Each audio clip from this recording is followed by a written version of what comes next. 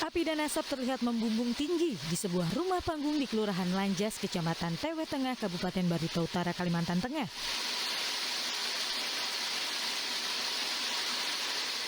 Menurut pemilik rumah, api mulai terlihat di bagian atap rumahnya dan dalam sekejap api sudah membesar. Saat kejadian dirinya sedang tertidur lelap bersama suami dan anaknya. Panik, ia dan keluarga bergegas keluar rumah untuk menyelamatkan diri. Namun tak satu pun isi rumah yang bisa diselamatkan. Tadi pian tadi pas lagi tidur kah atau kayak apa tadi? Guring lah. Bangun, kemarin nggak ada bekan beda turun. Kalau ngambil anak buah lagi turun ini. Kalau barang-barang yang lain nggak ada yang sempat keluar. Kebakaran yang terjadi pada dini hari ini menghanguskan sebuah rumah dan sebagian bangunan di sebelahnya. 10 unit mobil pemadam kebakaran dikerahkan untuk memadamkan api. Kebakaran diduga disebabkan oleh hubungan arus pendek listrik. Penyebab kebakaran berdasarkan informasi tadi dari masyarakat yang melihat bahwa terjadi konsleting listrik di atap. Meski tidak ada korban jiwa, namun kerugian ditaksir mencapai ratusan juta rupiah. Selamat malam, apa kabar pemirsa? Kita jumpa lagi di iNews Prime. Sejumlah bencana melanda negeri, mulai dari kebakaran di Kalimantan tadi, jembatan hanyut di Banten, serta angin kencang di Klaten. iNews Prime juga akan membahas gangguan keamanan di Aceh dan tindakan KPK yang mempertontonkan kemewahan di kala negeri sedang susah. Saya Latif Sregar.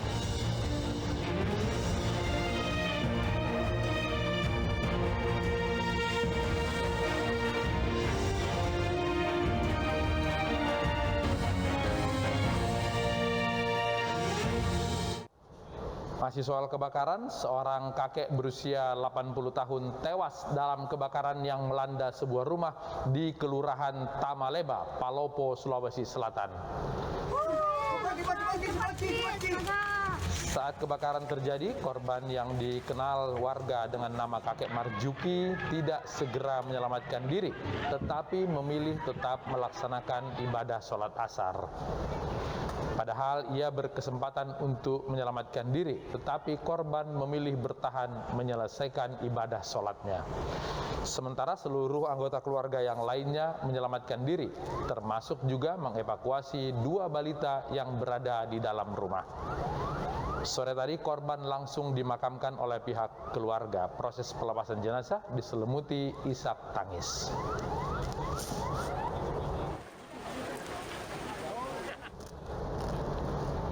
Baru selesai diperbaiki, jembatan gantung yang menghubungkan 2 kecamatan di Lebak, Banten putus diterjang luapan sungai. Akibatnya akses transportasi dialihkan melalui desa lain yang jaraknya lebih jauh.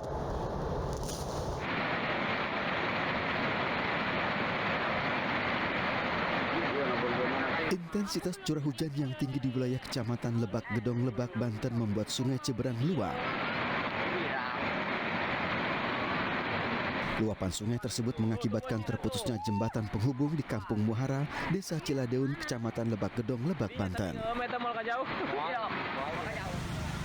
Jembatan yang baru diperbaiki tersebut menghubungkan 2 kecamatan, yakni Kecamatan Lebak Gedong dengan Kecamatan Cipanas dan Kecamatan Cibeber. Kondisi jembatan Ciberang yang terletak di Kampung Muara Desa Ciladeun saat ini tidak bisa dilewati dikarenakan hujan deras yang mengguyur dari siang tadi mengakibatkan banjir yang sangat besar, dan jembatan yang biasanya dilalui oleh kendaraan roda dan kendaraan roda 4 sementara ini tidak bisa dilewati. Menurut pelaksana tugas Desa Ciladeun, untuk sementara waktu arus lalu lintas dari arah Cipanas menuju Warung Banten, Kecamatan Cibeber ataupun sebaliknya tidak dapat dilalui oleh kendaraan roda 2 maupun roda 4. 6 penambang emas di Kota Waringin, Kalimantan Tengah tewas tertimbun longsor. Untuk menghindari longsor susulan, lokasi penambangan ditutup.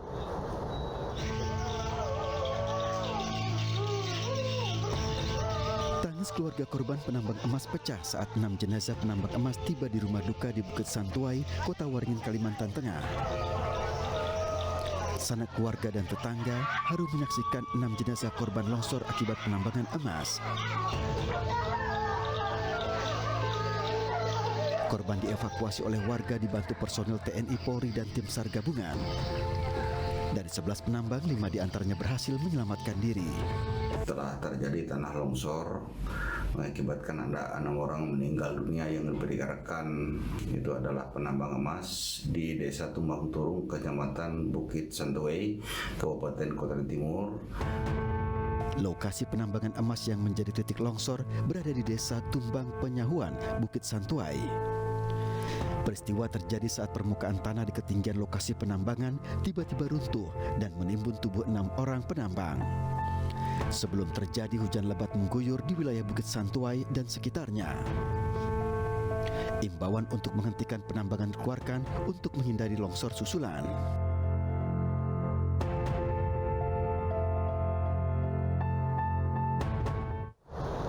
Ayah dan anak jatuh ke jurang saat berziarah ke komplek pemakaman di Situbondo, Jawa Timur. Beruntung, meski jatuh ke jurang sedalam 30 meter, bocah berusia 7 tahun itu selamat.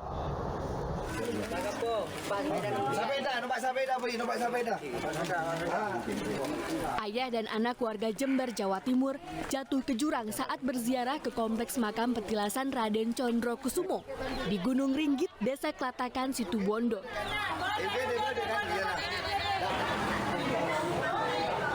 Anak berusia 7 tahun ini jatuh ke jurang sedalam 30 meter dan tersangkut pohon. Akibat insiden tersebut, sang anak mengalami luka-luka. Sedangkan sang ayah bernama Nimo jatuh ke dalam jurang yang lebih dalam, yakni 100 meter dan masih dalam pencarian oleh tim SAR. Hanya mungkin di bawah itu, masih belum ada kepastian tapi sudah ada suara di bawah. Masih dalam pencarian.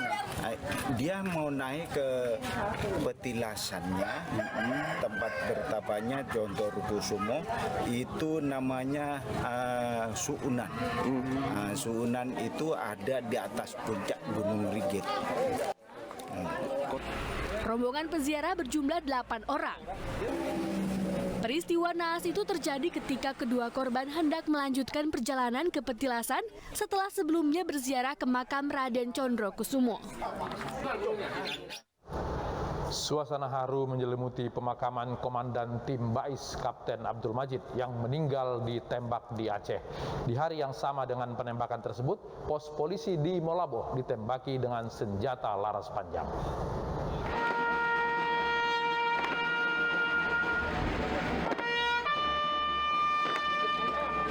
Prosesi pemakaman jenazah Kapten Infantri Abdul Majid digelar secara militer di Komplek Pemakaman Keluarga Kampung Berawe, Kecamatan Kuta Alam, Kota Banda Aceh.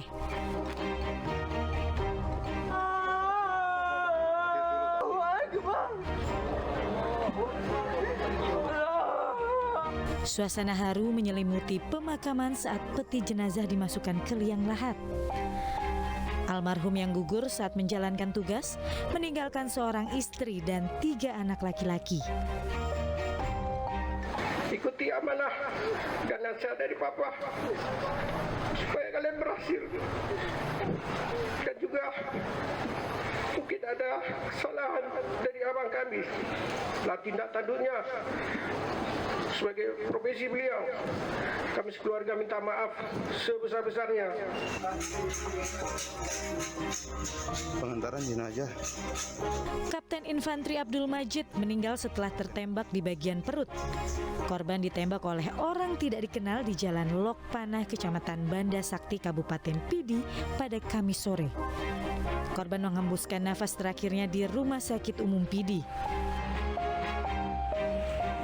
Penembakan Komandan Bais ini hanya berselang 15 jam dengan pemberondongan pos polisi di Kabupaten Aceh Barat. 5 terduga pelaku masih dalam pemeriksaan untuk mendalami motif dan alibi. Ditemukan sejumlah selongsong dan proyektil peluru berserakan, namun tidak ada korban jiwa dalam peristiwa tersebut.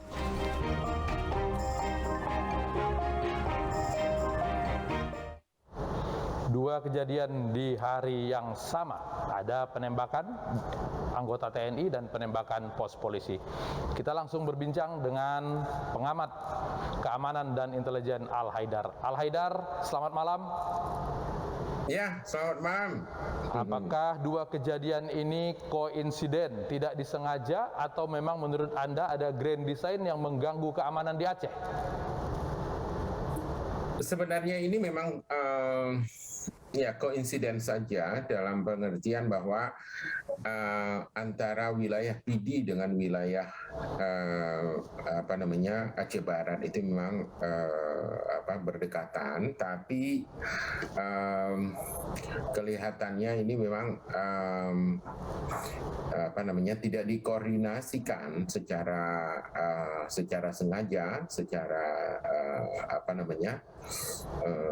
organisasional. Artinya apa yang terjadi di Aceh, di Aceh Barat dengan di PD itu tidak berhubungan, dan itu adalah aksi-aksi yang terpisah saja.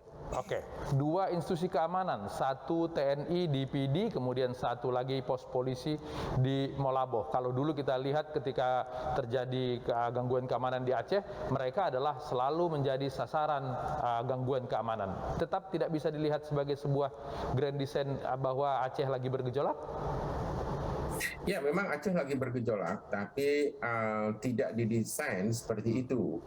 Artinya ada peristiwa-peristiwa natural yang harus diakui bahwa ada setting sosial politik dan kesejarahan yang tidak bisa dihindari untuk dianalisis. Ya, dalam pengertian bahwa selama ini Aceh sudah kurang lebih sejak 2006 sampai 2021 ini sudah mencicipi perdamaian secara sangat signifikan, dan tapi yang harus dipahami bahwa perkembangan di dalam masa damai ini adalah perkembangan perkembangan situasi keamanan yang sangat semu, ya, dalam pengertian bahwa ada potensi-potensi akan bangkitnya lagi gerakan-gerakan yang punya nilai-nilai historis dengan yang lama. Saya menyebutnya kalau di Aceh itu sekarang ini ada dua gerakan perlawanan yang sangat dominan, yang sangat kuat. Yang pertama adalah gerakan jihadis, dan yang kedua adalah gerakan etno-nasionalis. Nah, etno-nasionalis ini juga sebagaimana yang saya tulis di Kompas itu ada kurang lebih 7 sampai 9 organisasi yang bergerak di dalam ini. Dan melihat kejadian yang di Aceh Barat dan di Aceh PD, di PD itu adalah bukan gerakan jihadis, tapi lebih kepada gangguan keamanan saja. Lebih kepada gangguan keamanan yang dilakukan oleh kelompok etno-nasionalis. Jadi yang jihadis itu ada beberapa kelompok, kemudian yang etno-nasionalis juga ada lebih banyak. Siapa kelompok-kelompok ini yang tidak rela keamanan atau perdamaian Aceh tetap terjaga? Ini kita masih menganalisis siapa ya yang pastinya, karena ada 7 atau 9 kelompok etno-nasionalis yang dulunya pernah ditarik menjadi kelompok jihadis untuk masuk ke dalam kelompok teroris. Jadi ya memang sangat complicated ya melihat Aceh, dan kelompok ini sulit sekali kita mau kasih nama apa begitu ya, karena ya saya hanya secara kategorial saja menyebut mereka itu sebagai kelompok etno-nasionalis. Nah, apakah bisa disebut mereka adalah kelompok yang merasa harus mendapatkan bagian dari kue pembangunan tapi ternyata tersingkirkan di zaman sekarang ini? Iya, tepat sekali. Ya, tepat sekali. Dan itulah yang yang sekarang ini sangat dominan di Aceh, karena kelompok-kelompok ini menagih janji, kemudian kelompok ini merasa tidak puas, kelompok ini juga merasa tidak tidak menyetujui adanya perdamaian, kemudian kelompok ini juga merasa tidak terakomodasikan di dalam proses-proses pembangunan pasca perdamaian. Dan kelompok-kelompok inilah yang kemudian merasa bahwa apa yang telah dilakukan di Aceh oleh para pemimpinnya itu adalah suatu ketidakadilan. Ya. Jadi, kalau ini motifnya ekonomi, perlukah kita khawatir bahwa masa-masa lalu, gangguan keamanan yang lalu itu terulang kembali? Ya, motif ekonomi adalah motif yang sangat kuat untuk melakukan sebuah tindakan kejahatan termasuk terorisme ya.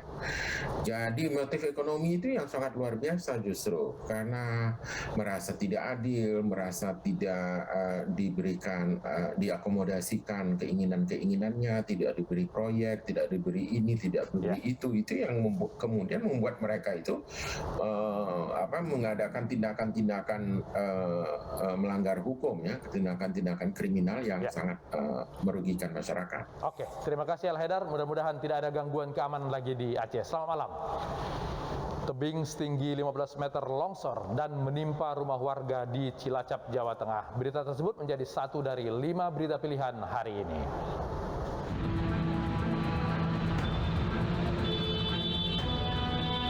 Inilah rekaman video amatir saat sepeda motor milik pengendara ojek online terbakar di Jalan HR Rasuna Said, Jakarta Selatan pagi tadi.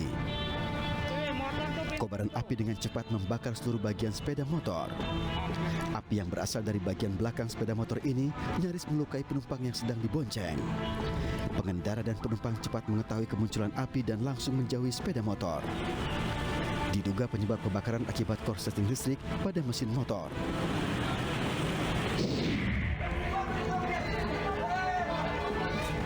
Seorang pencuri sepeda motor di Palopo, Sulawesi Selatan ditangkap warga. Sebelum tertangkap, pelaku mencari korban yang hendak menjual sepeda motor, kemudian berpura-pura akan membelinya. Alih-alih mencoba motor korban, pelaku langsung tancap gas bersama rekannya. Korban lalu mengejar dan berhasil membuat pelaku jatuh. Warga yang melihat membantu menangkap pencuri itu. Dari keterangan polisi, pelaku diketahui merupakan seorang residivis dengan kasus yang sama.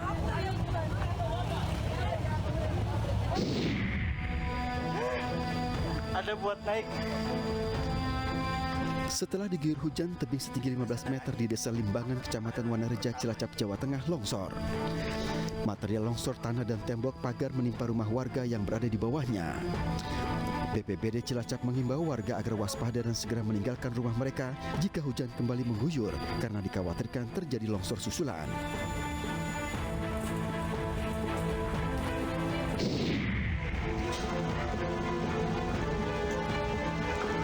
Empat rumah warga di kawasan Babakan Desa, Kecamatan Batu Nunggal, Bandung, Jawa Barat porak-poranda diterjang air sungai. Warga berusaha mencari barang-barang yang hilang terbawa aliran sungai. 15 warga yang terdampak harus mengungsi ke tempat yang lebih aman.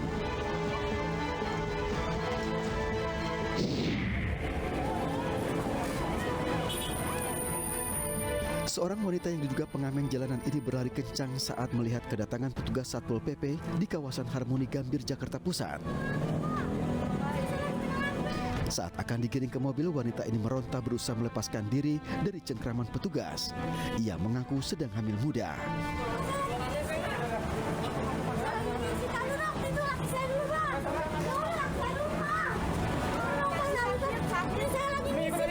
Di lokasi yang tak jauh, petugas mengamankan sejumlah manusia gerobak yang sedang beristirahat di sudut jalan. Dalam razia PMKS ini, Satpol PP mengamankan 19 orang dengan masalah kesejahteraan sosial. Mereka akan dibawa ke dinas sosial agar bisa difasilitasi oleh pemerintah daerah. Lagi-lagi publik mempertanyakan kinerja KPK. Alih-alih dipuji atas penanganan korupsi, lembaga anti rasuah itu justru dikritik karena menggelar rapat mewah di Yogyakarta. Kami akan membahasnya saat lagi di iNews Prime.